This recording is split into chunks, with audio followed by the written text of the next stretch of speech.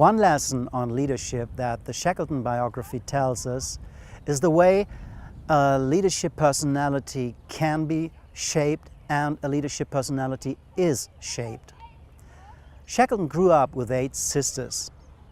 That was a social environment that seems quite untypical for a person to later become a leader in the Navy, which might be called quite a typical male community.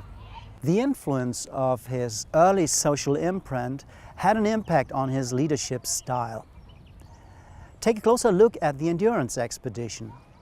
When his ship, the Endurance, was icebound through that gruel and cold Antarctic winter, Shackleton had to keep the motivation of his crew alive. This was certainly a crucial job to do, and that can be seen by other expeditions of that time that were far less successful. Only the way he cared, his adaptiveness, and his way of entertaining the people kept the team optimistic. And in that part, he shows what might be called the feminine part of his leadership style. But when Shackleton, with his social background and as a young boy, decided to join the Navy to become a sailor and later captain, he soon got in contact with the rudeness of the seaman's world. Shackleton was shocked by the manners, by the way they communicated, by the interests, and by the way the sailors manhandled each other. But Shackleton not only stood it, Shackleton incorporated this, and Shackleton found and learned a way to deal with it and use this in his leadership style.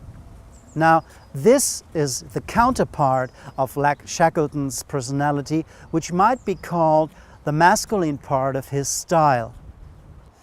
Shackleton can truly be called a leader who was able to unify a team under his command. He was able to take the responsibility that was part of the leadership role, and he was respected by all of his men, and he was even glorified for his leadership. But again, on the other side, Shackleton was able to follow and accept the one who was in charge. You can see that on the Discovery expedition with Robert Falcon Scott. So, if it was necessary, Shackleton was able to stand back and to join the team. This means that a leader should not only strengthen his strengths, but also work on his weaknesses, at least to a certain degree, and to have the courage to confront with the shadows of your personality. We live in a business world that has become much more complex.